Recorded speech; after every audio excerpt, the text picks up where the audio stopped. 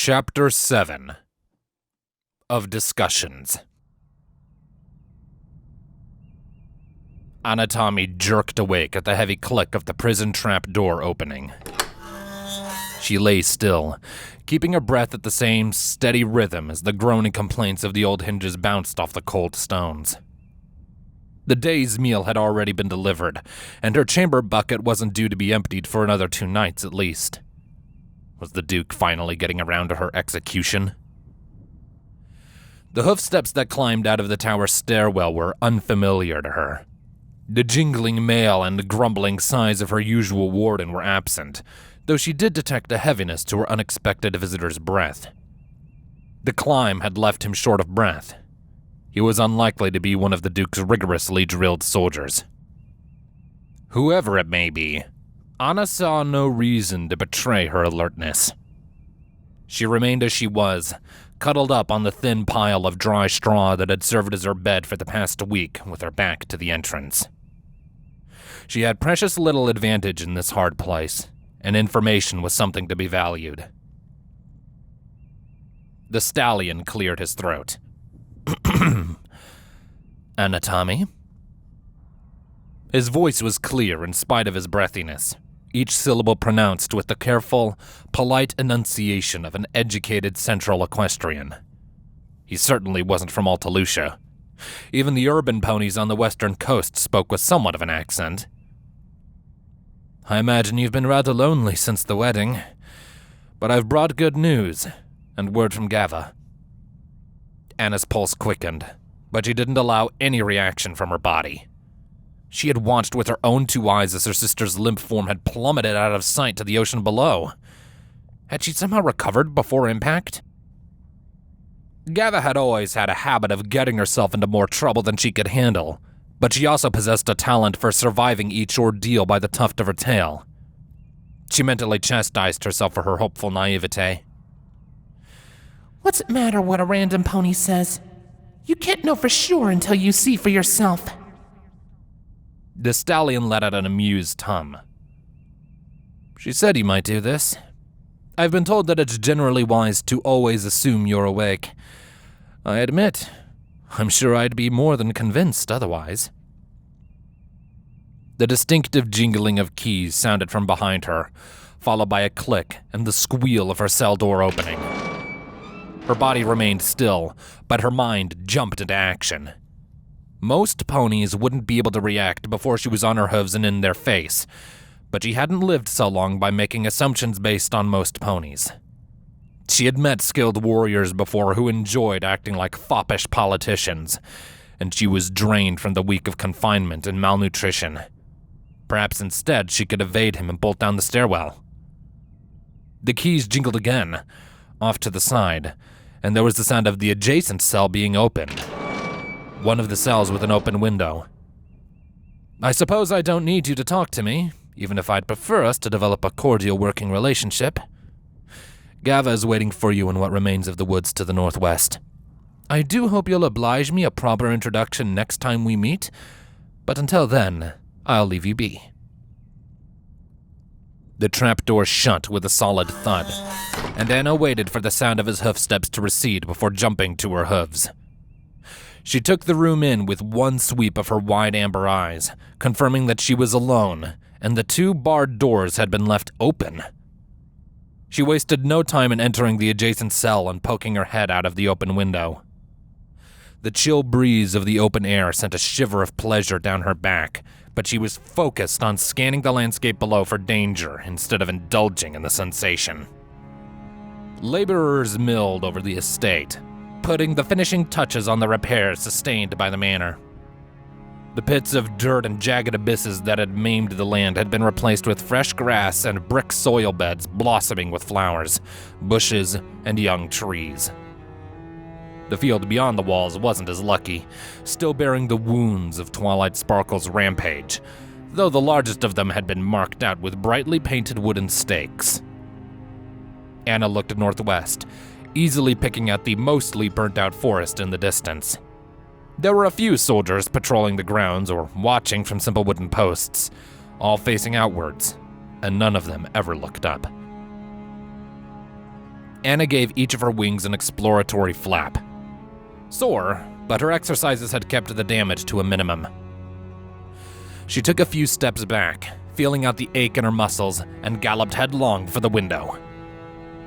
The rush of the air in her ears brought a toothy grin to her face, and she flapped hard to gain altitude before filling her lungs with a shockingly cold breath of it.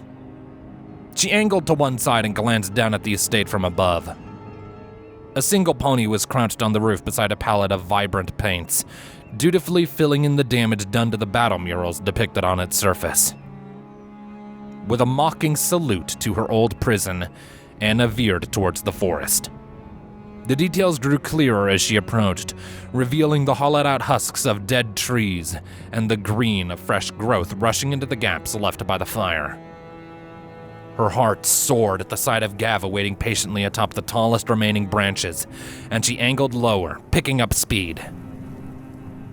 She tackled the griffin with enough force that she had to spread her own wings and flap to keep balance as they embraced each other in a warm hug. Gava's paws dug into her back. Oh, good to see that unicorn kept his word. I thought you were dead! Anna pulled back, tears brimming as she looked into her sister's dark blue eyes. That fall must have been a mile at least! Gava shook her head and looked away, but not fast enough to hide the wetness in her eyes. There's a bunch of old mines in these islands. It wasn't that hard to grab a passing beam. Well, in that case, what took you so long? Anna gave the griffin a good-natured punch with one hoof, being careful to avoid her bandages. I would have had you out within 2 days, tops. Gava reacted with an exaggerated wince. And I would have been back to try within a day, but stuff came up. Did you meet our new boss? I'm gone for 1 week, and you go and sign us into a mercenary job? Anna smirked. You remember the last time you negotiated a job without me? Now that was a jailbreak. Gava rolled her eyes. You're already making me regret this. Anna couldn't help but laugh as she finally extricated herself from the hug and alighted on the branch at Gava's side with a little twirl. I think I met him, yeah. Talks like he knows it all. So what's the job? Well, as he put it, we're making a new world. Gava shrugged at her cocked head. He wants us on support till it's done. Anna blinked. You agreed to a job with no limits? Well, Gava scratched the back of her head. I mean, he paid pretty well, and he said there'd be more. Whatever, it's fine. I can renegotiate it. Anna waved the matter away with a wing. Are we gonna be needed soon? I need to get some meat in me. Yeah, actually, Gava said. Him and the Duke are attending a conference between the big shot nobles in Altalusia. He wants us keeping tabs. Ah, no wonder he finally bailed me out then. Anna winked as Gava frowned down at her. Any particular requests? Just not to be seen, and to watch out for anything exploitable. Looks like they're leaving now. Gava nodded towards the estate, and Anna turned to follow her gaze. 3 wagons displaying orange banners pulled out from between the open gates, escorted by 8 soldiers in similarly colored tabards. His name is Whitehorn, by the way. Whitehorn, huh? Sounds kinda familiar. Anna narrowed her eyes. How far is the meeting place? Far enough for us to find something to eat on the way there. Anna grinned, meeting her sister's eye. What are we waiting for then? Together, they spread their wings, falling off the branch and letting the air catch them. Anna's grin only grew wider as they weaved between the trees in search of prey. It had been months since the two of them had gone on a simple hunt together, and the sun warming her back promised a good time to come.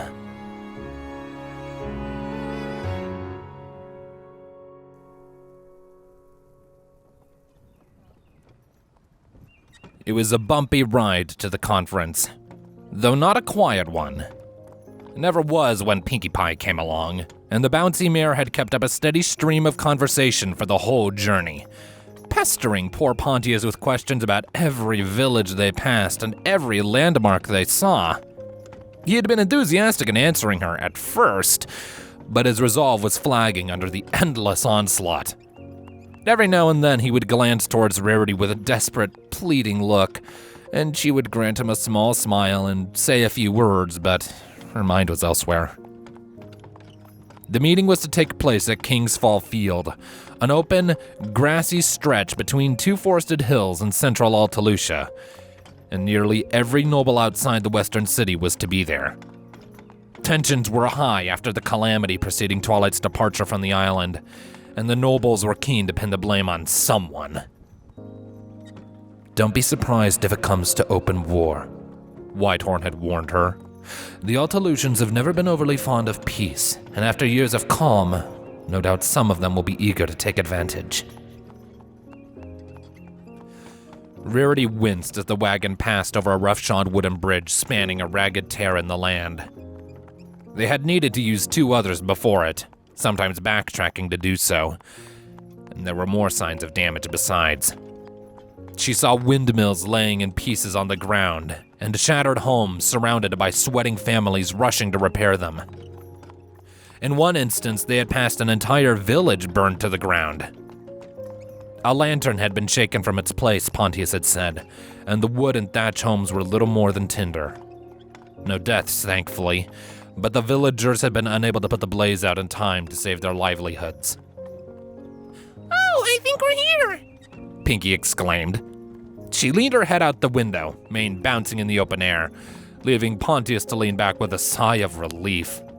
"Wowee, Rarity! These ponies camp like you do! These ruffians!" Rarity scoffed, waiting for the wagon to turn and bring the meeting grounds into view from the window. "I find that highly... oh my goodness, is that a 3-story tent?" King's Fall Field was awash with colors. Tents bigger than a villager's hovel dotted the green expanse, massive banners waving in the air displaying the crests of their owners, while soldiers leered at their neighbors underneath an aggressively polished barding that gleamed in the sun. Servants of every color rushed across the encampment with messenger bags slung over their shoulders, darting from one tent to another. In the center, one great white tent rose above every other, bereft of flags but bearing far more traffic than the rest as ponies filed inside. "It seems we've arrived just in time," Pontius said. He shook his head in disdain. "Father says the most insignificant nobles always bring the gaudiest tents. He'd be glad to get straight to business." "There's so many," Rarity said, counting the rows. "There must be at least 100 tents!" Pontius nodded. "Aye, but only a few that matter. The earls and barons come mostly for scheming among their rivals and are unlikely to speak during the conference. It's the dukes and counts that'll do the decision-making." "And you know them all?" Rarity asked. "Aye, my lady. Mostly." Pinky gasped. Oh, what's that one?" Pontius leaned forwards, squinting out the window to follow her hoof. With the gear and propeller?" Pinky answered with a trio of vigorous nods. "How's Windstrider on the Patcherin Demens to the northwest? I hear the heiress recently obtained a cutie mark." "Ooh, snazzy! What about that one?" Pontius blinked, mouth hanging open a few moments as he thought. That's Count Tatum's crest. Aye, his land is just north of ours." "And that one?" Pontius shot Rarity a nervous glance, and she caught Pinky's attention with a polite cough. "Darling, surely you don't expect dear Pontius to recite the details of every noble on the island for you?" Pinky cocked her head. "I mean, there's only 100. Pontius paled, but he was saved by the wagon finally rolling to a stop and the click of the door being opened. Onyx stood on the other side, the soldier's dark coat only barely visible under his mail and tabard. He looked to each of the occupants in turn, dipping his head in greeting. "We've arrived, Countess." He extended a hoof to Rarity, who accepted it with a gracious smile as she stepped onto the springy grass. "Thank you, darling." She spared a moment to straighten out her outfit, a bright yellow affair that caught the sun like a flower atop a grassy knoll, and ensure the matching hat was properly positioned between her ears. Next was Pinky. Rarity and Onyx helped support her weight as she slid out of the wagon, and a second soldier approached to help secure the wheelchair that had been stowed for the journey. She took in a gigantic sniff of the air, scanning the field with an eager grin. The scent of spiced soups and stew drifted past. Rarity, if you need me, I'll be at the nearest kitchen. She darted off, wooden wheels squealing in complaint. Onyx gestured towards the second soldier with a huff, and he nodded before jogging gamely after the mare. Pontius sighed in relief as he climbed out of the carriage. Ah, your friend is very energetic, my lady. One of her most charming traits, dear. She offered him a prim smile before turning to Onyx, who was eyeing another pair of soldiers as they set up a large tent under the guidance of one of Titus's servants. I haven't seen you all week, Onyx. How are you doing? He nodded curtly, but didn't look at her. Fine, Countess. And where's Ivory? Rarity looked around, searching for the dour Pegasus mare. This must be the first time I've seen you two apart. Onyx grunted. He turned and met Rarity's eyes, his lips set into a firm line. Dead, Countess. Oh. Rarity drew back, one hoof rising to her chest. Stupid girl! A soldier disappears after a battle and you go asking after her like a witless filly. 'Twas a good death, he said, cutting her off. She saved the Duke with it, and he honors his warriors. Pontius stepped forwards with a stern frown. You interrupt her again and you'll be getting lashes when we return home, soldier. It's fine, darling, really. Rarity warded him off with a wave, keeping her eyes on Onyx. I'm terribly sorry. I didn't know. Onyx's face twisted into a grim smile. Aye, you wouldn't. I don't blame you. You two had the best get to the conference if you plan to attend. Pontius was still glowering at the other stallion, but Rarity guided his face towards her with a hoof and a smile. Shall we go then, Pontius? I'd hate to miss anything. Pontius snorted, nostrils flaring, but he relented. His ears twitched low against his head as he led her away from the wagons and deeper into the sea of tents. You shouldn't let the commoners speak to you that way, Countess. You're a lady of Altalusia now, and it isn't proper. I have little care for what words they use as long as they're said with respect, Rarity countered. Onyx has been nothing but kind to me since my arrival, and I won't have him punished for speaking honestly when he's in mourning. She pursed her lips as she eyed the soldiers and servants alike, milling past in their myriad of colors. I can't believe I never heard about her death until just now. How could I be so heartless? Pontius shot her a confused, sideways look. My lady, 24 soldiers died the night of the attack. I would hardly expect you to know of every one. Rarity stumbled, one hoof crossing over another and catching on the hem of her dress, and she toppled forwards. She let out a cry, cutting off with a sharp oof as Pontius stretched out a hoof to catch her. My lady, are you well? He asked, looking her over with a concerned frown. Oh, goodness, I'm fine, dear, thank you. Rarity got her hooves back under her, using his larger body for support. Then she remembered why she had tripped in the first place, and would have fallen over again if Pontius wasn't still holding her up. 24, you said? He gave her a grim nod. Aye, my lady, though Nettlekiss lost at least twice as many. 'Twas a victory, but a red one. She took a deep breath to steady her nerves. Oh, I see.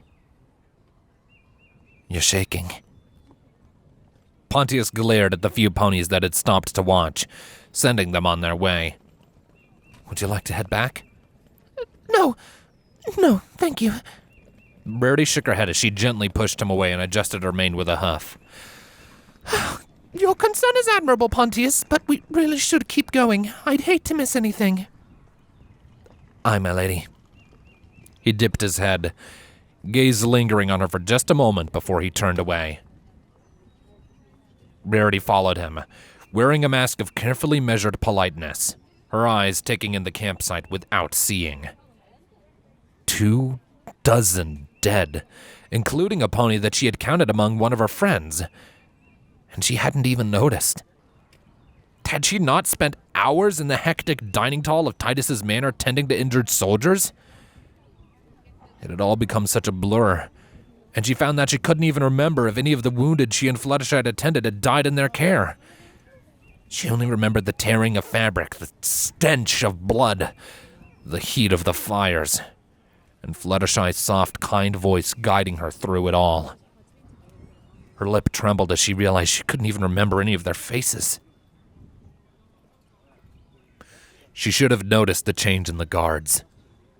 She hadn't left her room much in the week following the battle, but she had done it enough to walk past guards posted in the hall several times. And what of all the time she had spent peering out from her balcony, watching the repairs being made? She had spent so much pointless attention measuring the growth of the new plants, appreciating the masonry of the repaired walls, and not once had it occurred to her that she was walking past soldiers she had never seen before. Had Ivory had a funeral? Had she been invited? She had sent servants away from her room many times during those dark days.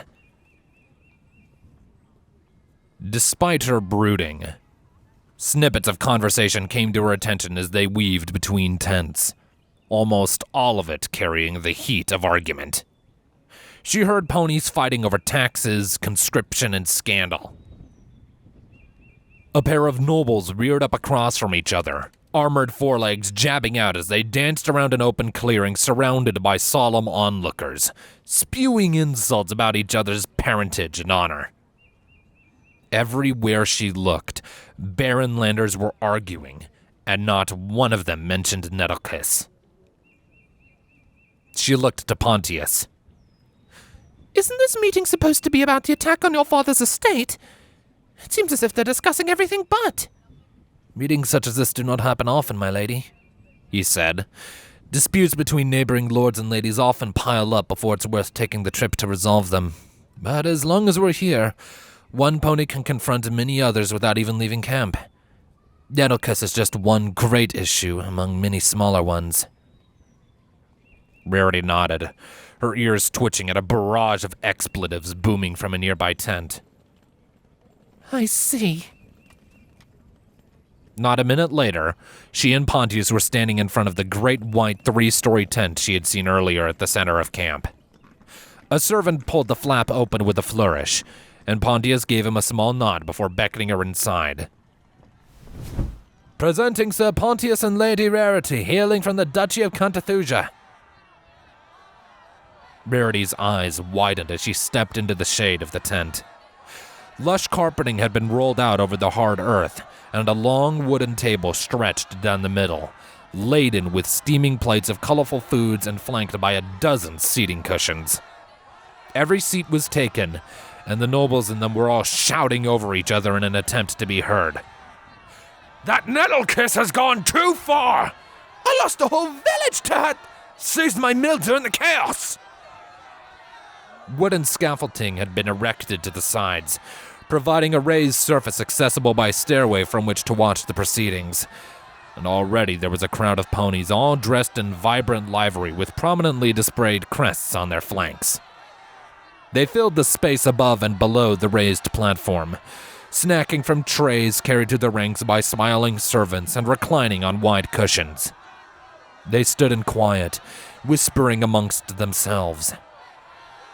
A few curious glances lingered briefly on the new arrivals, but otherwise, all eyes were fixed on the table and its occupants. A weathered stone statue dominated the far end of the tent, tall enough for the head to look down on the ponies on the improvised mezzanine, the details of the face lost to time. It depicted a lean earth pony stallion wearing a simple tunic, his hooves wrapped in cloth and his mane covered by a wide-brimmed helmet.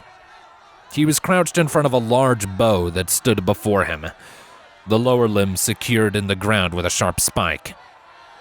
A barbed arrow was knocked to the string and drawn back by his muzzle. "Rubble the next day! If anything, you should be paying me for A burning forest, and only just escaped with his life. Where is the harlot? Doesn't she even have the guts to show her face?" Pontius led her deeper into the tent with a polite tug, and Rarity allowed herself to be brought towards the chaos of the table. Titus was seated near the middle on the left side, his usual breastplate hidden behind orange robes embroidered with golden lace. Whitehorn was hunched over behind him, the two in the midst of some quiet conversation, but he waved the unicorn off as he saw the two approaching. "Ah, there you are, lad." He had to raise his voice to be heard, even up close. "You stand on my right today." A boyish grin broke out on Pontius's face as he took the indicated position behind the Duke's right shoulder, leaving Rarity standing alone a few steps behind them. "It's an honor, Father." Titus slapped his son on the back with a wing. "You got your own wife now, and you've seen real battle. You shouldn't be watching up at the riffraff anymore." "Stealing peasants from my mines! The price of flowers in Friesland is beyond... And that was just the first day!" Rarity turned her attention to Whitehorn, who had stepped back to join her at a safe distance from the energy of the table. "The Duke seemed to have taken a liking to you," she said. He dipped into a low bow. "Neither of us are ponies who hold grudges once the deal is struck, Countess. Am I wrong, or is that a new dress?" Rarity blushed. She turned away with a proud smile, subtly showing off the outfit's best angles. "You noticed?" "After spending so long at your beautiful side, my dear, it would be a crime if I didn't." There was a soft humor in his voice, and she raised a hoof to her mouth as a girlish giggle escaped her. "If only the rest of the world felt like you did, darling." "All in good time, Countess. We'll see them come around." Rarity looked back at him, meeting his eyes, and the two shared a brief moment. After a few seconds, she cleared her throat and looked away, running a hoof through her mane. "A lady does not titter like a squaw filly." "You're touched in the head if you think I'll doubt any of your troops could hold their own against. I paid good coin for that labor, and I demand..." She scanned the room in search of a new topic of conversation. Her attention fell on the statue at the back. "I haven't seen any bows in Altalusia." "They aren't nearly as common as they once were," Whitehorn said. She kept her eyes on the statue as he spoke. Words were engraved in a band along the archer's tunic, but she was too far to read them. "Legend has it that the last king of Altalusia was killed in this field shortly after airship trade began with other islands." "There was a king?" Rarity asked. "There were several," Whitehorn continued. "Unification was a simpler prospect when there wasn't any outside interference. The nobles rebelled many times, and sometimes won, but of course another general or diplomat would gather them together in time. The nobles all despise the idea of a king, even though they all secretly dream of the title." Rarity nodded, looking to him. "How did he die?" "An arrow fired by a common archer found the gap in his armor." Whitehorn let out a low chuckle. "The nobles were so pleased that they immediately granted the archer the title of the king's hometown and declared him of noble blood. He lost the title in another war a few years later, but he did manage to secure his bloodline before he died." "Yes, that does sound rather like Altalusia." Rarity shook her head, resisting the urge to roll her eyes. "Oh, none of you gonna speak of that? Completely insignificant compared to the affair, and she's my wife, and I demand..." Rarity sighed, curling her lip at the uncouth display occupying the center of the tent. "Could you explain all this to me, darling? Whitehorn raised a brow. However do you mean, Countess? All this? She gestured at the table with a huff as if she was afraid it would infect her.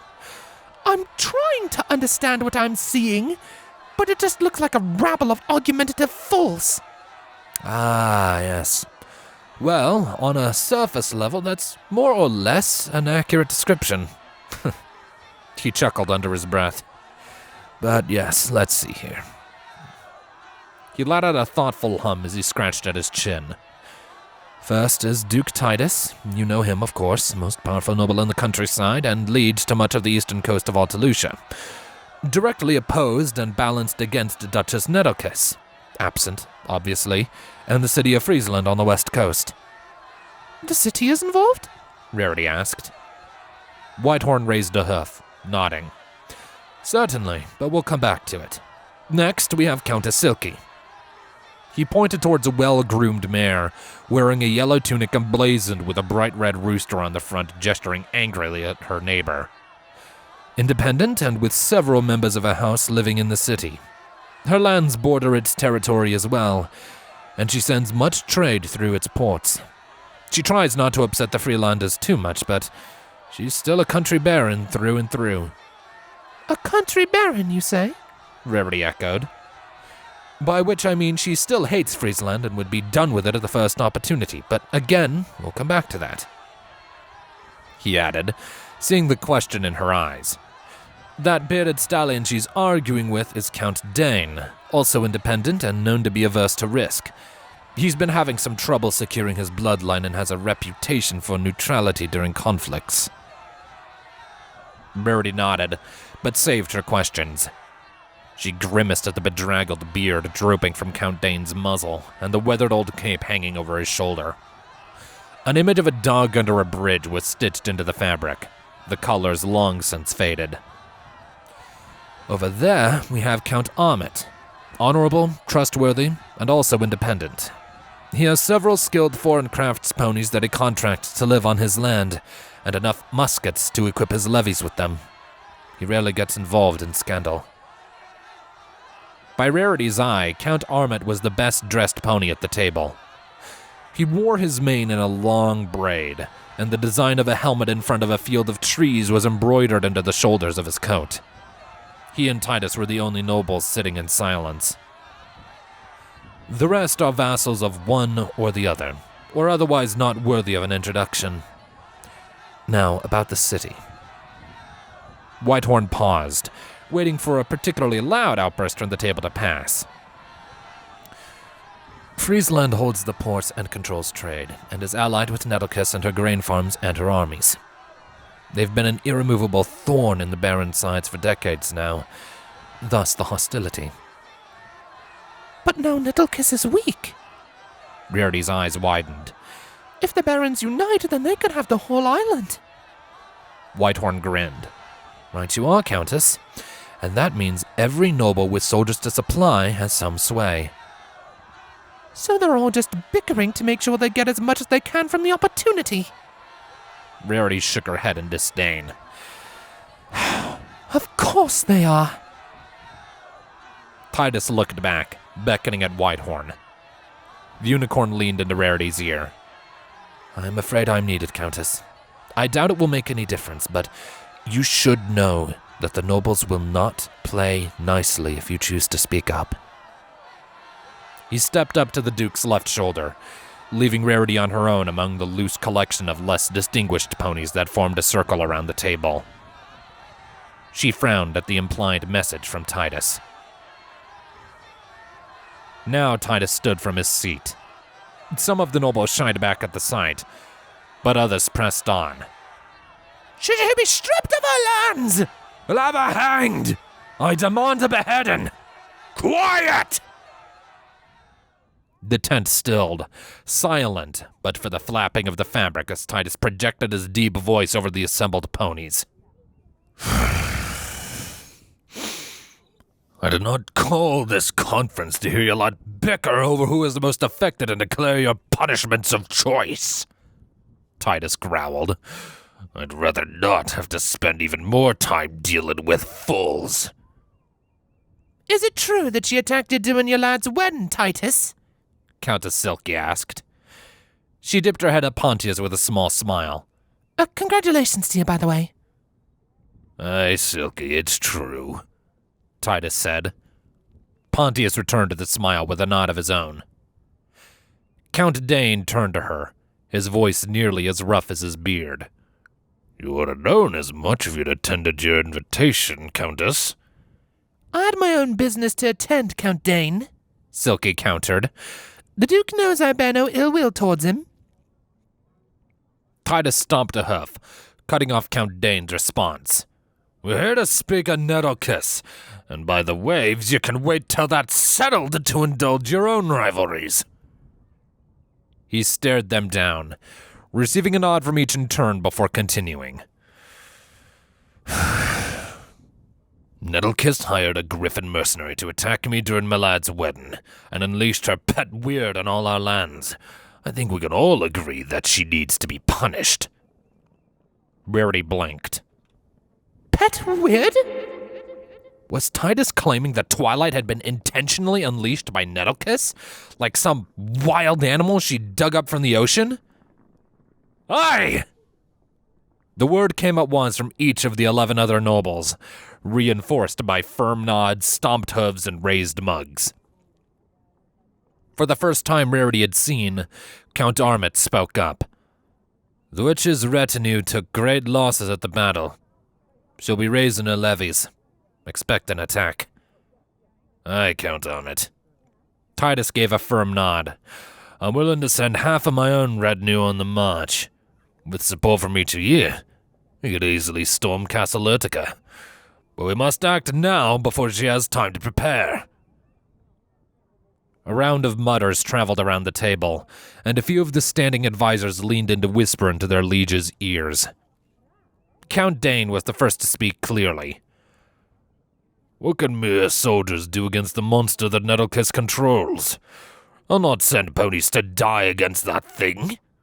We've had no war on the island for 2 years now, and I'm sure Nettlekiss would be willing to pay to make amends for any unmeant collateral. I killed the monster, Titus retorted. The table fell silent, disturbed only by the excited buzz of the watchers.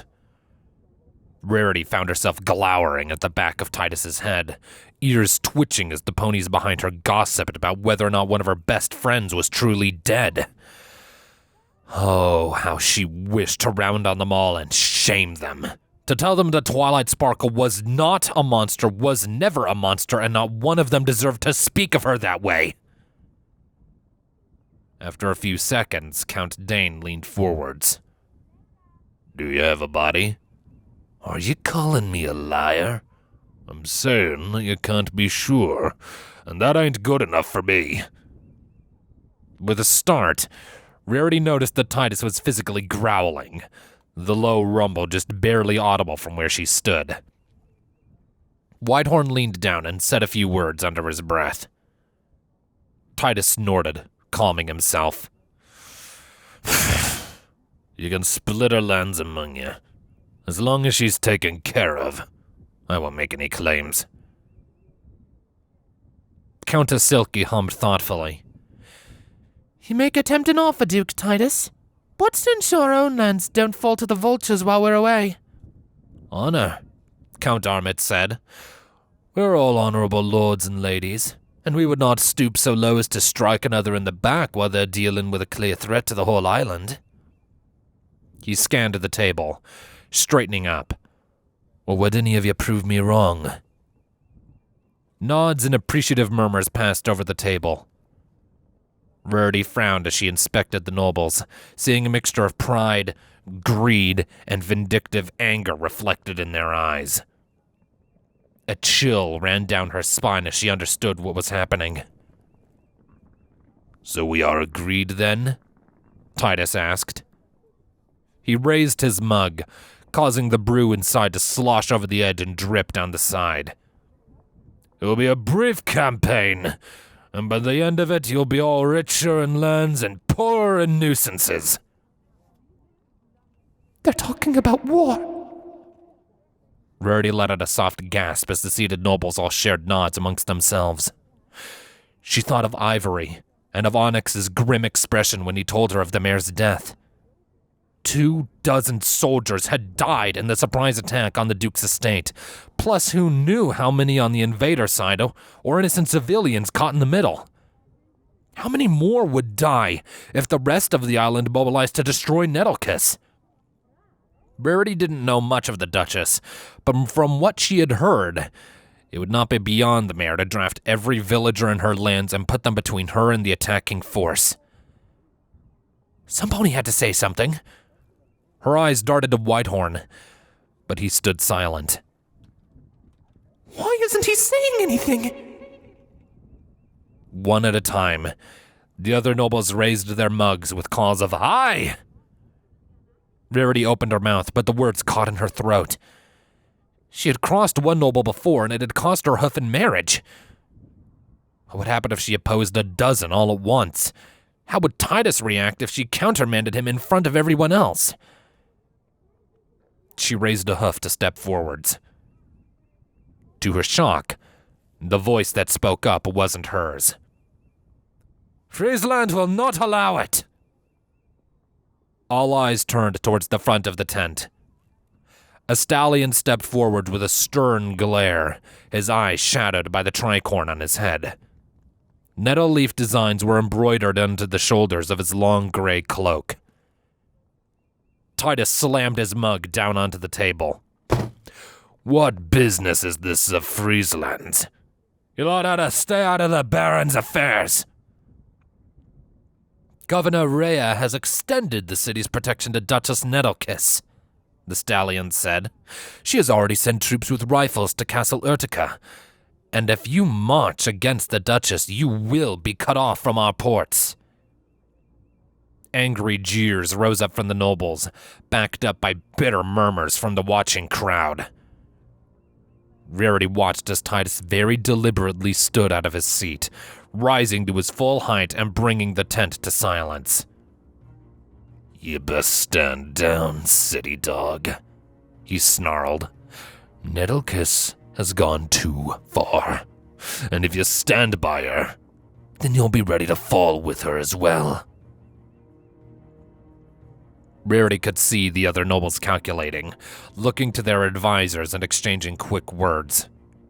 Her breath hitched as more and more of them turned back to the table with nods of solidarity. With Nettlekiss weakened, they saw their chance to solve two problems with one war. And all it would cost them were the lives of hundreds of ponies. The tricorn stallion met Titus's eyes without faltering. "Do you mean to go to war, sir?" he asked. "Take care with your words, as once spoken, they cannot be so easily taken back." Countess Silky stood up. Aye, we mean to go to war, you pompous rooster! Count Armit followed. "We've had enough of your meddling." Count Dane glanced between the standing ponies before joining them with a firm nod. Aye. One by one, the remaining nobles stood, declaring their support. All the while, Titus and the tricorn stallion stared each other down. And all the while, Rarity's heart beat faster and faster. Could she hold them all in her magic and force them to see reason? There were so many. And what of all the ponies watching in the crowd? And above all else, why couldn't she bring herself to move? "Run back to your walls," Titus said, all 12 seats at the table now empty. "The barons will march to war." "And you'll march to your deaths," the Frieslander responded. "Remember this moment when your precious lands burn." He turned sharply, his cloak flapping out behind him, and stalked out of the tent. The nobles all turned to each other with fire in their eyes. Titus grinned. "We'll meet here again in an hour. Send messengers back to your homes and raise your levies. Tonight, we eat over plans of war." A chorus of eyes filled the tent, and immediately the air was full of excited chatter. The nobles each began to file out into the open air, while the crowds bustled about whispering of battles to come. Servants rushed to and fro, snatching the plates off the table and disappearing through 2 flaps at the back of the tent. Titus brushed past Rarity as he left, followed closely by Whitehorn and Pontius. All at once, Rarity's body came back under her control. She burst into motion, running to follow them out of the tent. The sun was still high in the sky, and the camp seemed to throb with a new energy. Her mane flapped wildly in the rising wind as she searched for Titus among the crowd. Hey there, Bear! Rarity yelped in alarm as Pinkie Pie was suddenly in her face. What you looking for? Oh, sweet Celestia, Pinkie, don't sneak up on me like that! Pinkie cocked her head with a lopsided smile, raising one hoof to boop Rarity's muzzle. But I'm right in front of you, silly filly. That's not sneaky at all. We don't have time for this, Pinkie! Rarity grabbed the pink bear's shoulders, drawing a shrill squeak from her. Where is Titus? I need to speak to him right now! Oh, okay. Pinkie let out an exaggerated hum as she looked around. Over there. Rarity followed Pinkie's hoof, finally picking out the orange of Titus's robe out of a gap in the crowd. She took off without hesitation, not even looking over her shoulder as she shouted, Many thanks, darling! back at Pinkie. Wait, Rarity! Pinkie called after her. Is the dinner canceled? I just finished dessert! Rarity ran through the camp as quick as she could while dodging the ponies walking every which way. The soldiers had a grim countenance about them, and she could already see messengers galloping out of the camp with saddlebags bouncing on their flanks. Was she too late? At last, she caught up. Titus! A word, please! Titus, Pontius, and Whitehorn all looked back with expressions of annoyance, curiosity, and concern, respectively. He didn't bother hiding the irritation in his voice. What do you need, lass? I've business to attend. Like Tartarus you do! She marched up to him, looking up with as much force as she could muster. You can't start a war over this! Titus blinked. He looked to Whitehorn, and then Pontius as an amused grin slowly broke out on his face. What say you, lads? Can I start a war over this? Pontius looked to Rarity with an apologetic shrug. My lady, perhaps you don't understand what— No, I understand, darling, though I appreciate your input! Rarity snapped, keeping her eyes fixed on Titus. You're willing to burn this island to the ground if it means a little more power for you, and I won't allow it!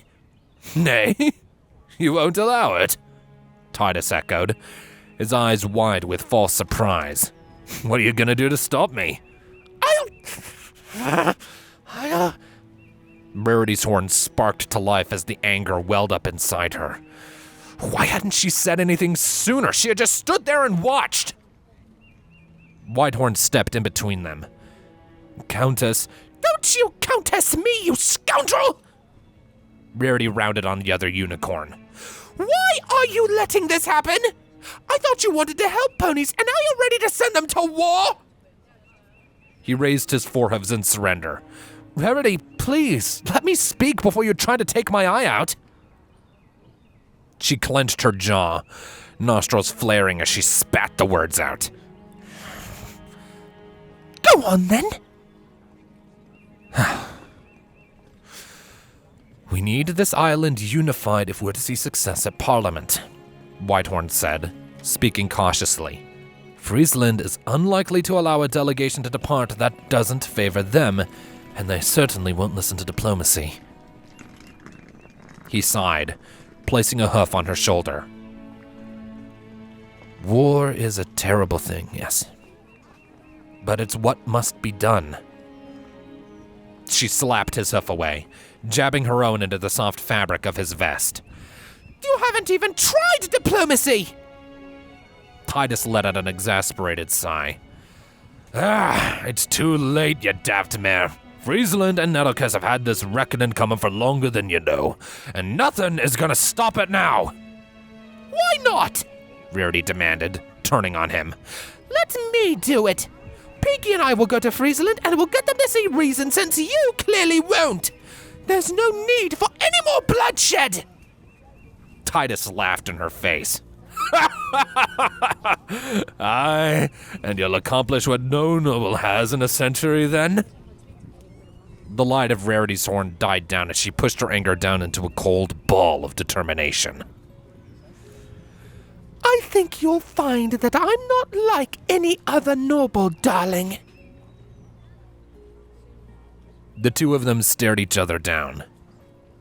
After several long seconds, Whitehorn cleared his throat. Perhaps I could offer a compromise. Both ponies turned to him, and he flashed a quick smile before continuing. It will take time for the levies to be raised, and I'm sure you'll be laying the city to siege before any kind of assault, correct? Titus nodded. Aye. A direct assault would be foolish to the extreme. So then you'll need time to prepare siege engines. Whitehorn nodded along as he spoke. It will be weeks before you're ready to take the city, and possibly months before you finally do. What harm could it do if the Countess and I attempt a diplomatic approach in the meanwhile? At the very worst, we'll be taken prisoner for you to free after your eventual victory, and at best, we'll unify the island and strike back at Nettlekiss with no unnecessary bloodshed. He paused to let the words sink in. I know you have no wish to waste the lives of your ponies on a needless war. Titus frowned down at him. His jaw worked side to side for several seconds before he finally gave a small nod. Aye, there's no harm to it.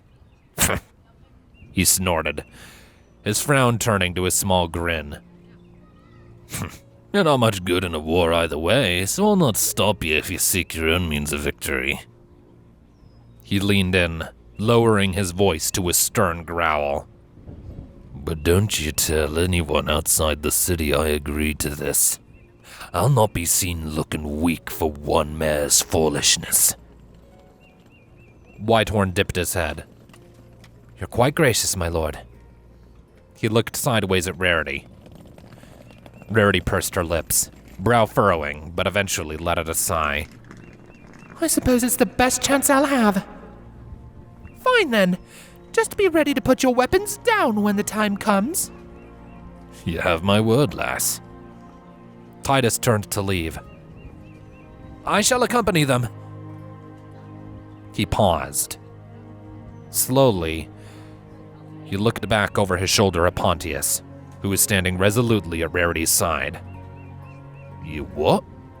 She's my wife, Pontius stammered, meeting his father's eyes.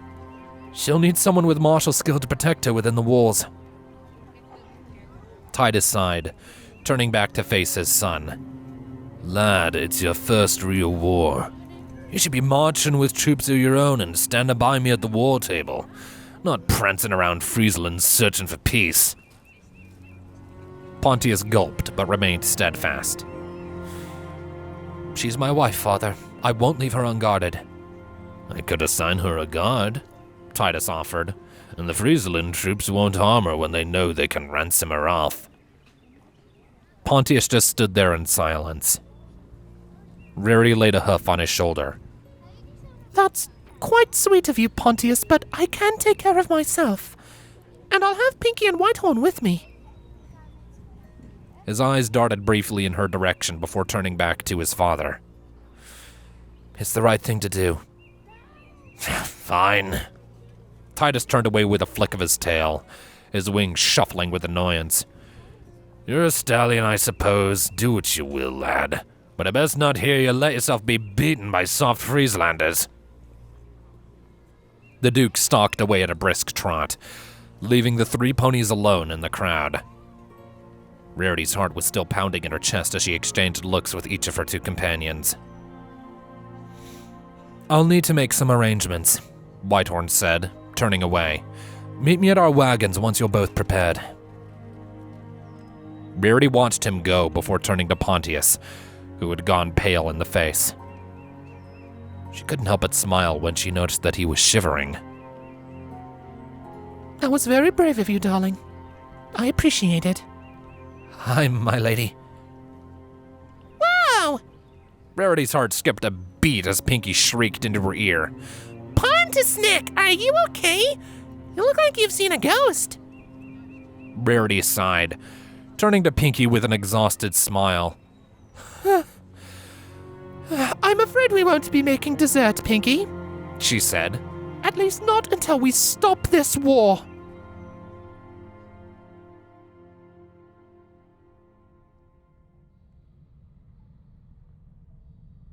Twilight couldn't stop the butterflies fluttering about in her stomach.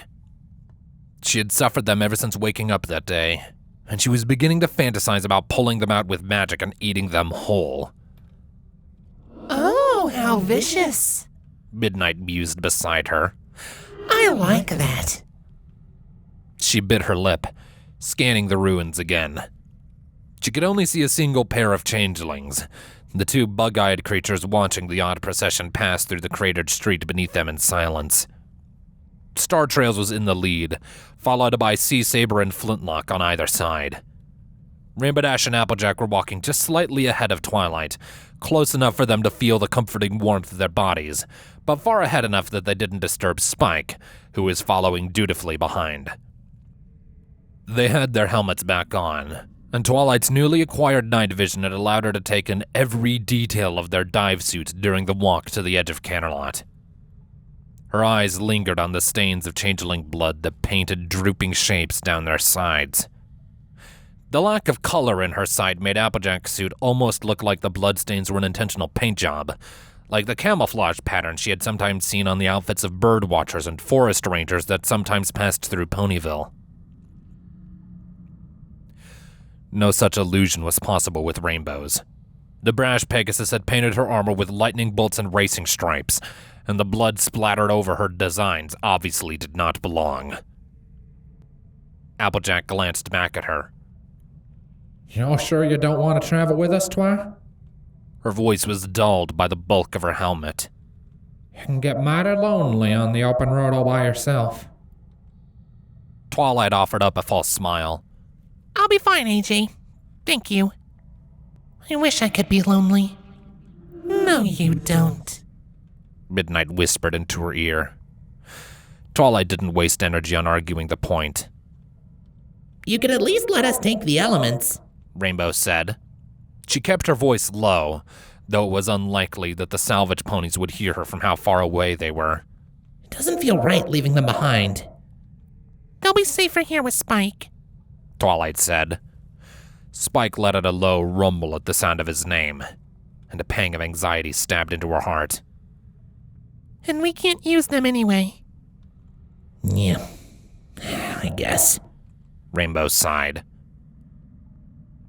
Twilight's pulse quickened as they turned a corner, and the tunnel leading out of Canterlot came into view. It was wide enough for mini ponies to travel abreast, and tall enough to fit an alicorn with room to spare, but far too small to fit a fully grown dragon. She glanced back at Spike, who snorted curiously at her. Her hooves seemed to carry her forward of their own accord. She lifted one to Celestia's necklace, taking comfort in the jewelry hanging over her chest as the tunnel drew closer. She had packed everything she could for the trip. Navigational tools from Shining's kit, his logbook, Spike's journal, and a few other books containing spells that might be useful and topics that interested her. It was a shame that she could only fit a half-dozen books in her bags, and she had spent an agonizing hour deliberating over what to grab. She was almost tempted to run back and spend another couple hours on the matter, but what was the point? She had to leave Canterlot, and stalling wouldn't accomplish anything. She just wished she could take Spike with her. Finally, they'd reached the mouth of the tunnel. Twilight's hooves came to a stop, and the other ponies looked back questioningly. I'll catch up, she said. Sea Saber nodded, leading her team deeper into the tunnel without a word. Applejack and Rainbow exchanged concerned glances. You'll take as much time as you need, Twilight. Applejack said. Rainbow trotted back and gave Twilight a reassuring pat on the shoulder. Don't worry about Spike, Twi. He's the big bad dragon around here.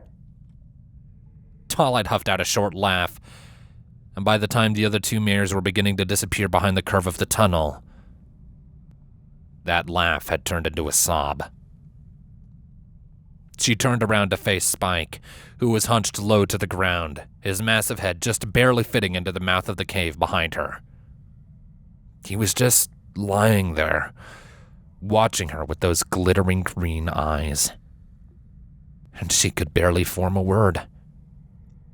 It took her several tries before she was able to get her tears under control enough to speak. I've got to go, Spike, she said, her voice wavering.